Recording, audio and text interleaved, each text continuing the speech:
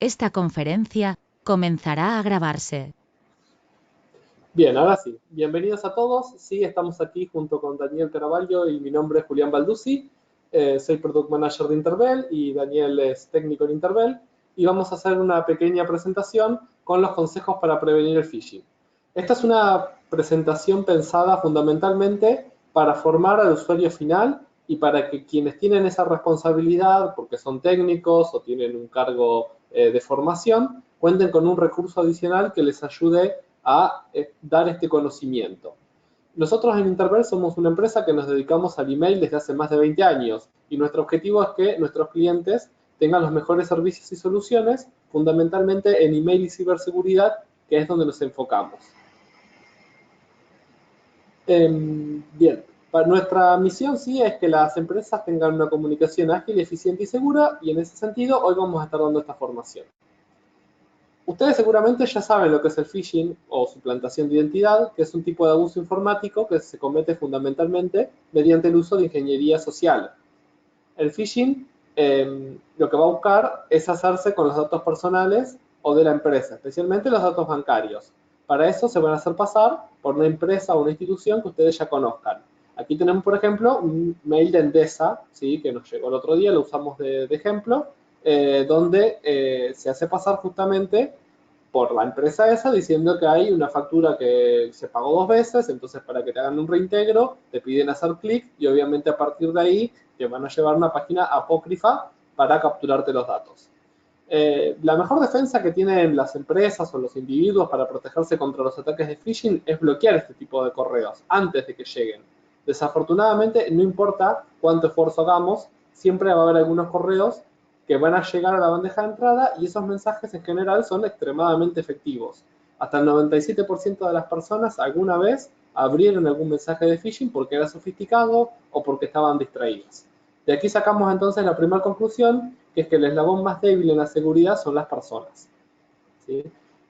¿Cómo enfrentamos al phishing entonces? Bueno, tenemos por un lado herramientas anti-phishing, que puede ser desde un filtro para el navegador o un filtro para el cliente de correo, que nos ayuda a detectar estos mensajes. Y por el otro lado tenemos la formación, que es donde nos vamos a enfocar nosotros hoy. El phishing no es algo nuevo, ¿sí? Si nos ponemos a pensar en el email, debe hacer 30 años que hay correo electrónico o más, y siempre hubo mensajes de suplantación.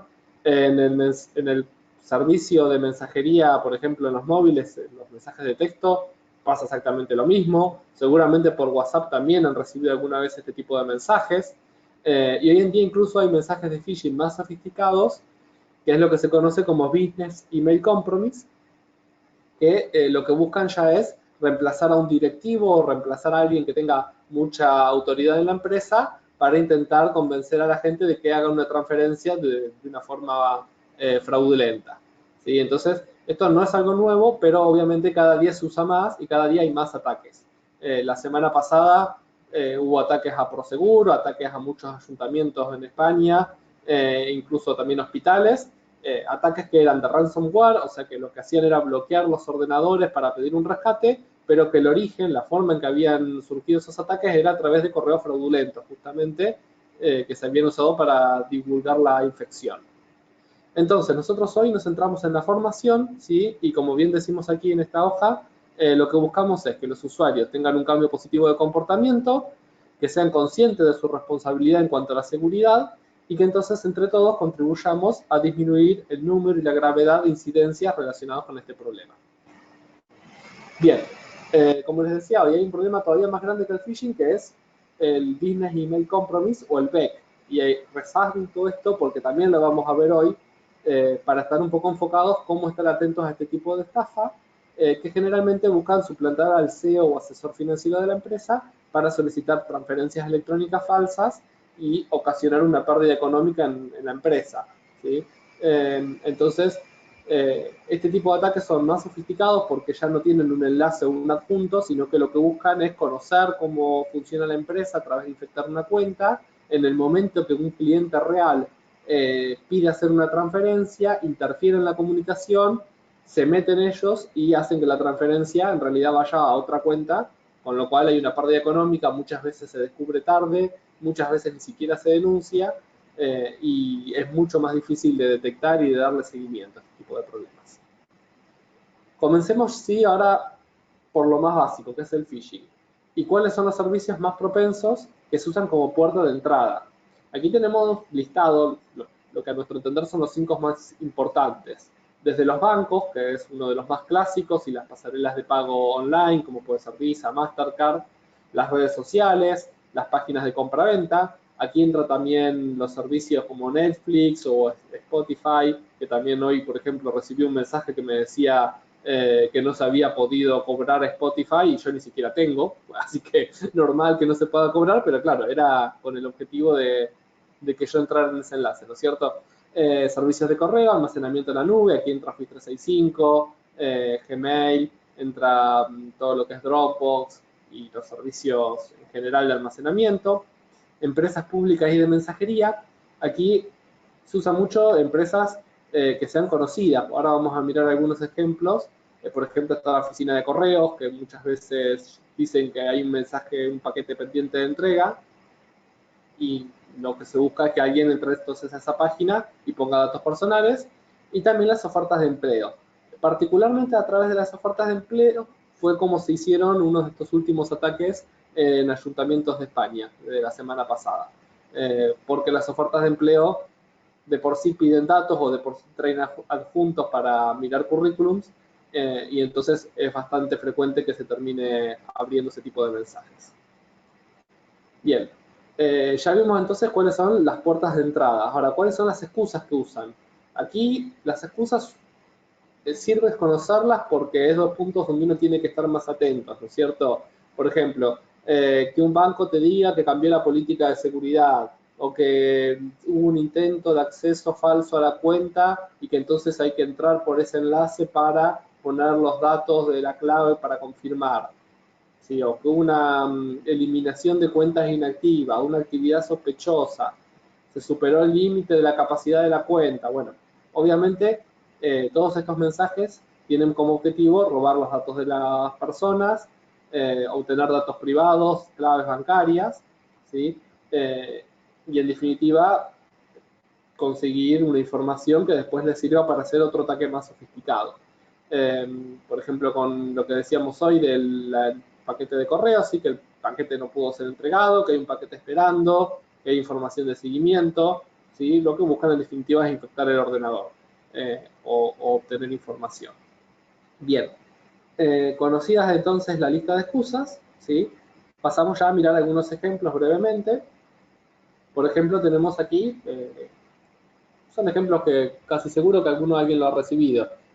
No son tampoco algunos muy recientes, pero sirven de dar un pantallazo, ¿sí? Por ejemplo, bueno, lo que decíamos, error de inicio de sesión en el Banco Santander, haga clic aquí. Cuando haces clic te lleva a una página que es igual a la del banco, solamente que te están pidiendo unos datos que el banco jamás te pediría, ¿sí? Otro ejemplo, bueno, en este caso Bankia, nueva legislación sobre el sistema de pagos, que entres a la página te la ponen como un adjunto, muy raro, ¿no es cierto? Pero bueno, alguien caerá en eso. Le das a entrar y obviamente vas a un sitio falso. Algunos ejemplos más, el Cuerpo Nacional de Policía, Agencia Tributaria, Oficina de Correos. Estos ejemplos los pusimos porque todos traen el logotipo del gobierno de España y en general hay mucha gente que cuando ve ese tipo de correos confía un poco ciegamente, porque dice, no, si es el cuerpo de policía no me van a estar engañando, y al contrario, ¿no es cierto? Entonces, bueno, estar atentos obviamente a todo tipo de mensajes, pero en particular lo que es algo que uno no solicitó. Bien, ahora vamos a pasar entonces a mirar los consejos, ¿sí? Consejos que algunos van a ser básicos, otros no tanto, pero todos al final globalmente ayudan a entender el problema. Por ejemplo, consejo número 1, no confiar en el nombre que se muestra, ¿sí? Una táctica de phishing muy usada entre los cibercriminales es falsificar el nombre que se muestra en el correo electrónico. En este caso, sí, el correo dice que viene de mi banco, pero si se fijan la cuenta que está entre corchetes, no tiene nada que ver con ese nombre. Entonces, los estudios demuestran que casi la mitad de las amenazas de correo falsificaron la marca, ¿sí? O sea, la empresa en el nombre que se muestra. Básicamente dice que viene, por ejemplo, del Banco Santander, pero cuando uno busca la dirección de correo es de cualquier otro sitio. Entonces, el primer consejo es verificar realmente cuál es la dirección de origen. Esto, si usan un cliente como Outlook medio viejito, por ahí no se las muestro, tienen que ir a mirar los encabezados del mensaje. Con clientes de correo más modernos, o mismo los webmail en general, se muestra entre llaves cuál es la dirección real.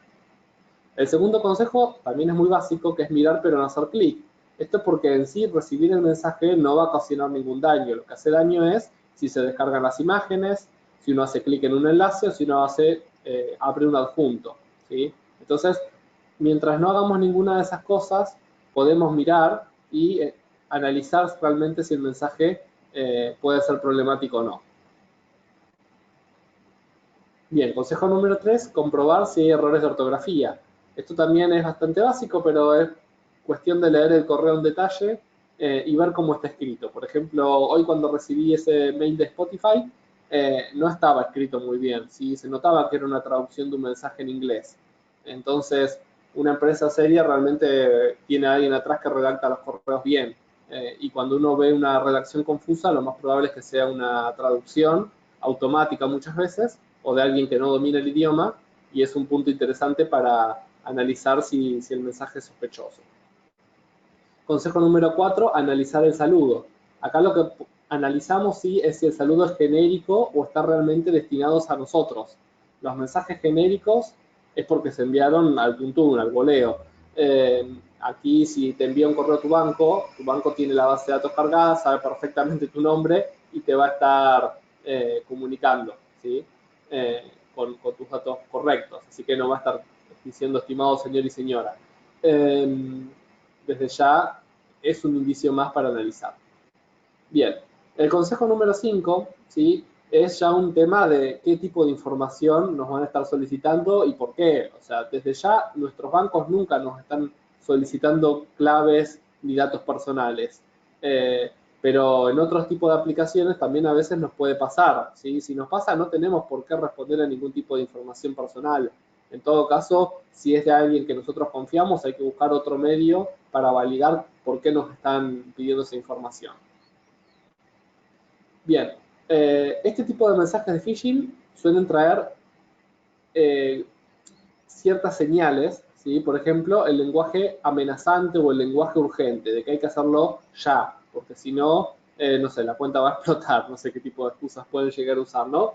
Pero el sentido de urgencia es una táctica de phishing muy común, justamente porque lo que se busca es que uno no piense, responda rápido y de esa forma sea más propenso a la infección. Si se fijan aquí en el ejemplo que está en la pantalla, hay un poquito de todo lo que fuimos hablando hasta ahora, ¿sí? Hay sentido de urgencia, hay un saludo genérico, hay una dirección desde donde se envía el correo que no corresponde con DHL, incluso el tú a quienes se les envía el correo también es genérico, o sea que no se envía a una persona en particular, sino a un grupito de personas.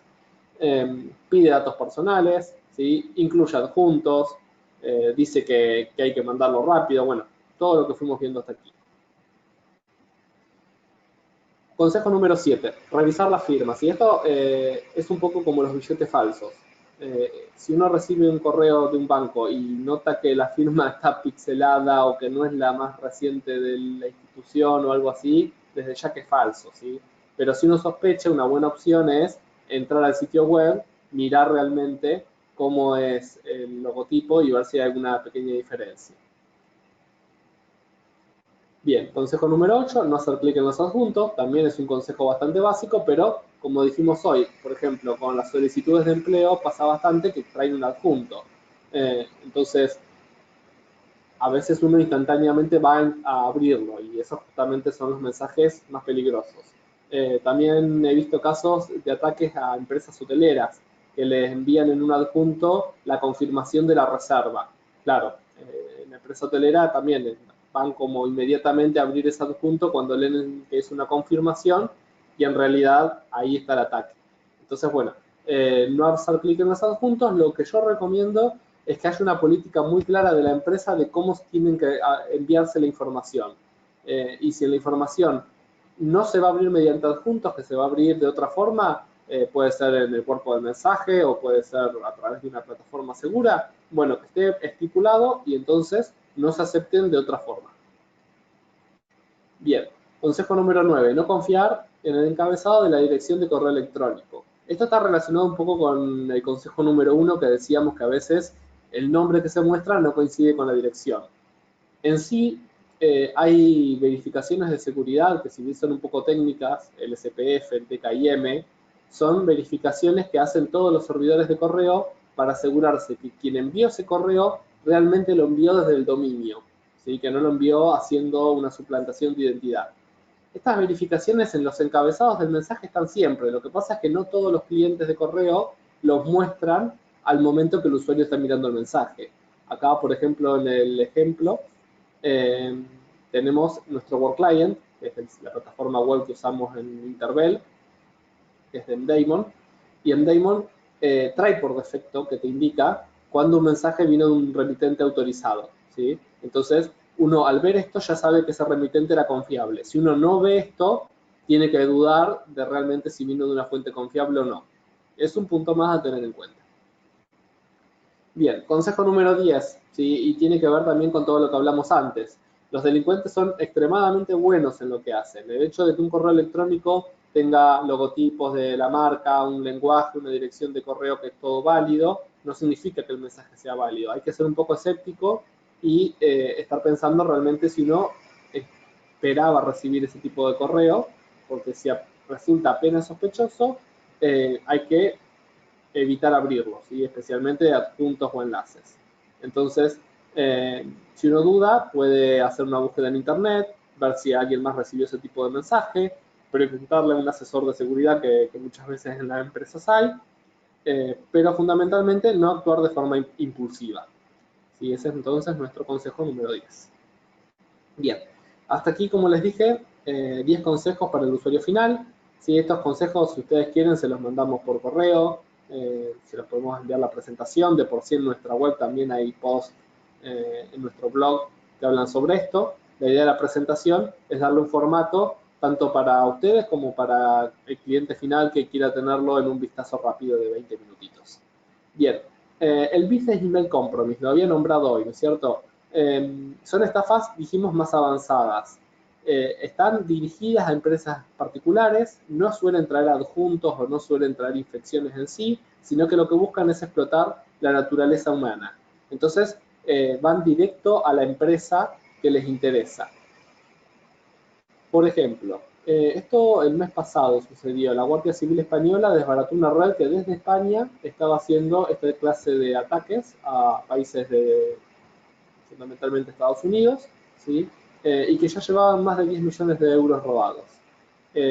Los ciberatacantes en este caso se disfrazaban como gerentes de compañías y lograban comprometer las cuentas de esos gerentes a través de ataques a las contraseñas para después, en el momento en que veían que había una transacción grande, interferir la comunicación y mediante mensajes fraudulentos que parecieran legítimos, decir que la solicitud de dinero había que enviarla a otro sitio. ¿Sí? Mandaban una factura pro forma, usaban el membrete mismo de la empresa, los logotipos, todo, pero indicaban una dirección de banco, digamos, que no era correcta, sino que era la que a ellos les interesaba. ¿Cómo nos damos cuenta entonces de este tipo de ataques? ¿Sí? Bueno, fundamentalmente es muy difícil. Lo que hay que hacer es que cuando uno tiene una transferencia bancaria, estar muy atento y conocer muy bien cómo trabaja nuestro cliente, cómo trabaja nuestro proveedor, para que si de pronto nos dan una dirección bancaria que no es la de siempre, que es distinta, estar en alerta, verificarla de otra forma, ¿sí? Hacer una llamada telefónica, contar con una segunda persona en la empresa que nos lo pueda confirmar por otro medio, pero fundamentalmente estar muy atentos porque es un mecanismo que funciona muy bien para hacer ataques, ¿sí? Vamos a dar entonces algunos consejos más, tanto para el usuario final como para hacer transferencias y para los administradores. Para el usuario final, cuando vaya a hacer una solicitud importante, ¿sí? Validarla de forma externa, no solamente mandar un mail, sino también hacer una llamada de teléfono o un WhatsApp, pero que quede confirmado, sobre todo si hubo algún cambio en el procedimiento, que quede confirmado por un segundo medio. Como dijimos hoy, conocer las prácticas comerciales de clientes y proveedores. Si ustedes saben, por ejemplo, no sé si son clientes de Interbel, que Interbel les manda la factura y tienen una cuenta bancaria que es donde se hace el depósito. Si esa cuenta un día ustedes ven que es una nueva y tienen que sospechar, lo primero que tendrían que hacer es llamarnos por teléfono y verificar que la cuenta cambió por algo en especial, o si no, no hacerlo hasta estar seguros, ¿sí? Después, otro punto muy importante es el uso de contraseñas seguras, porque este tipo de ataques, BEC, fundamentalmente, primero se metieron en una cuenta de la empresa de alguien que tenía poder de decisión y a partir de ahí empezaron a investigar cómo era esa empresa. Entonces, usar contraseñas seguras y usar autenticación de 2 factores es muy importante para evitar que ese tipo de personas con responsabilidades pierdan el acceso a su cuenta o que se los roben. Y desde ya utilizar software que esté actualizado, que venga de fuentes confiables y que tenga funcionalidades de seguridad acordes a lo que hoy en día se necesita. Bien, a la hora de hacer transferencias, bueno, ya hablamos de la doble validación, también lo que se puede hacer, por ejemplo, nuestro servidor de correo Daemon lo permite, es poner reglas internas, que en este caso nosotros las llamamos reglas de filtro de contenido, que lo que hacen es que cuando hay un correo que tiene un patrón determinado, por ejemplo, que incluye un número de tarjeta, un número de transferencia bancaria, ese correo le llegue en copia oculta a un supervisor y que hasta que ese supervisor no lo autorice, no se pueda continuar con el envío de ese mensaje. ¿Sí? Eso sería una forma. Después, usar cifrado, siempre usar SSL, siempre usar puertos seguros, conexión HTTPS, ¿sí? Que cuando uno esté en el navegador se vea el candadito en la barra del navegador. Fundamentalmente, no usar conexiones desde sitios públicos, hoteles, aeropuertos, cafeterías, porque ahí la conexión es mucho más fácil que se intervenga, ¿sí? Si se necesita un buen nivel de seguridad porque el mensaje es realmente importante, habría que analizar usar un mecanismo de cifrado para el mensaje, ya para el contenido, por ejemplo PGP. A veces he visto que mandan, no sé, zip con contraseña, no es lo perfecto, pero también ayuda. Acceso a auditor. Esto es fundamentalmente que en las empresas tiene que haber alguien capaz de llevar un control de los emails enviados y recibidos, ya sea un control en tiempo más o menos real, como un control cuando pasó algo, saber quién lo envió, quién lo recibió, cuándo se envió, que vaya quedando un registro de todo, ¿sí? Entonces, para esto se suelen usar aplicaciones, por ejemplo, de archivado de correos, que permiten tener copia de todo el correo entrante, saliente, y tener una auditoría de no solamente cuándo y quién envió los mensajes, sino también quién los vio esos mensajes. Bien, por último, y ya con esto voy a terminar, consejos para los administradores de correo. ¿Sí? Esto son consejos más técnicos. Esto en realidad hago un pequeño pantallazo y a quien le interese, nosotros damos auditorías técnicas para analizar y dejar bien configurado un servidor de correo. ¿Sí? Aquí hay que pensar en los mecanismos que todos los servidores de correo tienen, por ejemplo, las búsquedas inversas para verificar la legitimidad del remitente, o las funciones para escanear todo el tráfico entrante y saliente en cuanto a virus y malware. Los mensajes siempre tienen que estar autenticados, es decir, que quien los envía tiene que haber enviado a través de una cuenta que corresponda a él y con su contraseña. Muy recomendable, como dijimos hoy, que se usen puertos seguros, no solamente para el webmail, sino también para el SMTP, para el INAP, para el POP, ¿sí? Y configurar esos registros externos que hablábamos hoy, que sirven para validar que una cuenta realmente no haya sido suplantada. Fundamentalmente el SPF, el DKIM y el DMARC. Todos estos temas más técnicos, como decíamos hoy, nosotros desde Intervel damos capacitaciones, damos formación, si alguien está interesado nos dirá. La capacitación es importante, el usuario final, desde ya, la idea de hoy era esta también, que el usuario final cuente con un pantallazo rápido de los puntos donde tiene que prestar atención y desde el punto de vista técnico, la capacitación y la auditoría de los sistemas. Bien, muchísimas gracias a todos por su tiempo.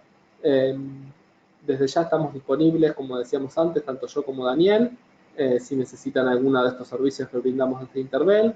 Nosotros trabajamos con una serie de productos que son muy buenos para el correo electrónico en cuanto a seguridad, tanto el servidor de correo Daemon como la plataforma de firewall para correo, que es Security Gateway, que en este caso Security Gateway sirve para cualquier servicio de correo, porque funciona como una puerta de entrada, ¿sí? Donde ahí se hace el análisis se hace el seguimiento del mensaje y una vez que pasó toda esa etapa, se le entrega al servidor de correo y al usuario final.